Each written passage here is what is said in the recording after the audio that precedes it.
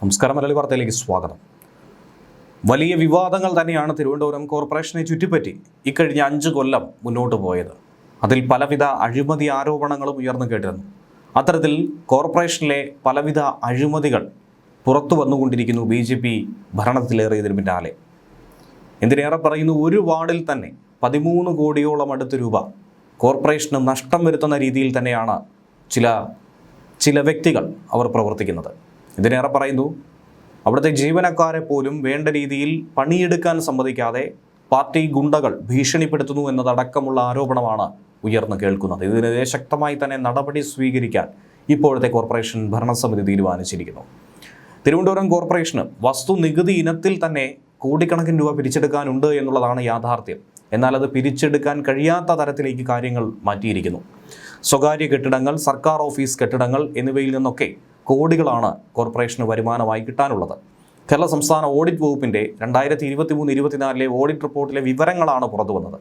നമുക്ക് തന്നെ അറിയാവുന്നതാണ്, ശാസ്തമംഗലം വാർഡിൽ MLA VK പ്രശാന്തിൻ്റെ ഓഫീസ് കെട്ടിടം കേവലം 870 രൂപയ്ക്ക് മാസവാടക നൽകുന്ന കെട്ടിടത്തിൻ്റെ 1 വർഷത്തെ വാടക കുടിശ്ശികയായിരുന്നു.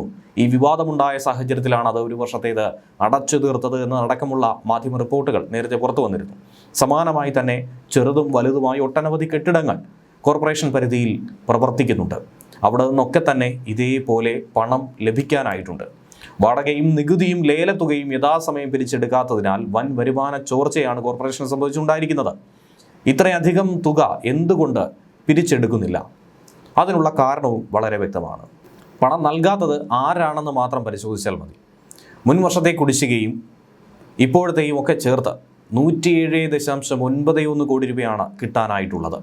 ഏറ്റവും കൂടുതൽ പിരിച്ചെടുക്കാനുള്ള 10 വാർഡുകളിലെ 3058 കെട്ടിടങ്ങളിലെ കുടിശ്ശിക എന്ന് പറയുന്നത് 37.84 കോടി രൂപ. കൂടുതൽ സർക്കാർ ഓഫീസുകൾ സ്ഥിതി ചെയ്യുന്ന പാളയം വാർഡിൽ നിന്ന് മാത്രം 827 കെട്ടിടങ്ങളിൽ നിന്നും 12.90 കോടി രൂപയാണ് കുടിശ്ശികയായി കിട്ടാനുള്ളത്.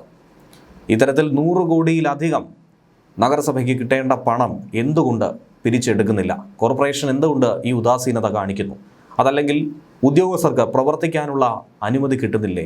അവർക്ക് പണം പിരിച്ചെടുക്കാൻ കഴിയാതെ വരുന്നു. എന്താണ് അവിടെ സംഭവിക്കുന്നതെന്നുള്ളത് പരിശോധിക്കാൻ ഒരുങ്ങുന്നു BJP. നഗരസഭയുടെ ഒരു പ്രധാന വരുമാന സ്രോതസ് കൂടിയാണ് വസ്തുനികുതി ഇനം. അത്തരത്തിലും വൻ കുടിശ്ശിക തന്നെയാണ് പിരിച്ചെടുക്കാനായി ഇനി ബാക്കി നിൽക്കുന്നത്. നഗരസഭയുടെ 30ഓളം വാർഡുകളിലായുള്ള അനധികൃത ഹോട്ടലുകൾ, റിസോർട്ടുകൾ ഉൾപ്പെടെയുള്ള അനധികൃത കെട്ടിടങ്ങൾ, മറ്റ് വാണിജ്യ കെട്ടിടങ്ങൾ, സർക്കാർ ഓഫീസ് കെട്ടിടങ്ങൾ, മൊബൈൽ ടവറുകൾ എന്നിവയുടെ വസ്തുനികുതിയിൽ കണ്ടെത്താനുള്ളത് 61 കോടി രൂപ കുടിശ്ശികയാണ്. സ്വകാര്യ കെട്ടിടങ്ങളിൽ കൂടുതലും CPM പ്രാദേശിക നേതാക്കളോ അനുഭാവികളോ ലേലത്തിനെടുത്തതും ബിനാമി പേരിൽ വൻകിട നേതാക്കൾ ലേലത്തിന് എടുത്തു കൊടുത്തിട്ടുള്ളതുമൊക്കെ ഇക്കൂട്ടത്തിൽ വരുന്നു എന്നാണ് ആരോപണമുള്ളത്. നഗരസഭയുടെ മെയിൻ ഓഫീസ് പരിധിയിലെ കെട്ടിടങ്ങളുടെ വാടക കുടിശ്ശിക 1,54,97,901 രൂപ.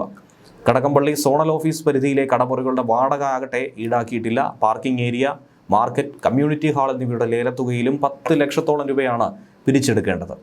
ഇതൊക്കെ CPM ബിനാമികളായ ഗുണ്ടകളെ വെച്ച് കരാറിലേർപ്പെട്ട് അവരുടെ ഭീഷണി കാരണം കോർപ്പറേഷൻ ഉദ്യോഗസ്ഥർക്ക് അവിടേക്ക് കടക്കാൻ കഴിയുന്നില്ല എന്ന ആക്ഷേപത്തിന് കൂടി ബലം നൽകുന്നു. കുടിശ്ശിക ചോദിച്ചാൽ ജീവനക്കാരെ ഗുണ്ടകൾ വന്ന് വിരട്ടുന്ന ഒരു പതിവാണ് അവിടെ കാണാനുള്ളത്. കോർപ്പറേഷൻ പരിധിയിലുള്ള കെട്ടിടങ്ങളിൽ പ്രവർത്തിക്കുന്ന സർക്കാർ ഓഫീസുകളുടെ വസ്തു നികുതി കുടിശ്ശിക 50,18,98,383 രൂപയാണ്. 1994 കേരള മുനിസിപ്പാലിറ്റി ആക്ട് 233 പ്രകാരം ഒഴിവാക്കപ്പെട്ടിട്ടില്ലാത്ത കെട്ടിടങ്ങൾക്ക് വസ്തുനികുതി ചുമത്തേണ്ടതാണ്. കൂടാതെ സെക്ഷൻ 235 പ്രകാരം വസ്തുനികുതിയിൽ നിന്നും ഒഴിവാക്കിയിട്ടുള്ള കെട്ടിടങ്ങളിൽ സർക്കാർ കെട്ടിടങ്ങളെ ഉൾപ്പെടുത്തിയിട്ടുമില്ല. ചതുരശ്രയടിക്ക് 22 രൂപയാണ് മുനിസിപ്പൽ കോർപ്പറേഷനുകളിൽ സർക്കാർ ഓഫീസ് കെട്ടിടങ്ങളുടെ ഏറ്റവും കുറഞ്ഞ നിരക്ക്. കുടിശ്ശിക സംബന്ധിച്ചുള്ള കെട്ടിടങ്ങളുടെ വിശദ വിവരങ്ങൾ ഓഡിറ്റ് വിഭാഗം ആവശ്യപ്പെട്ടപ്പോൾ 2024 ജനുവരി 1 മുതൽ സഞ്ജയ സോഫ്റ്റ്വെയർ നിലവിലില്ലാത്തതിനാൽ ലഭ്യമല്ല എന്നാണ് കോർപ്പറേഷൻ അധികൃതർ കൊടുക്കുന്ന മറുപടി. എങ്കിലും കിട്ടിയിരിക്കുന്ന വിവരമനുസരിച്ച് സർക്കാർ കെട്ടിടങ്ങൾക്ക് ഇതുവരെ 50 കോടി രൂപ നികുതി കുടിശ്ശികയുണ്ടെന്നാണ് ഓഡിറ്റ് റിപ്പോർട്ടിൽ അനുമാനിക്കുന്നത്. എന്തുകൊണ്ട് ഇവ പിരിച്ചെടുക്കുന്നില്ല? എന്തിനു വേണ്ടിയാണ് ഇതൊക്കെ വിട്ടുകളയുന്നത്? ന്യൂസ് ഡെസ്ക് മലയാളി വാർത്ത.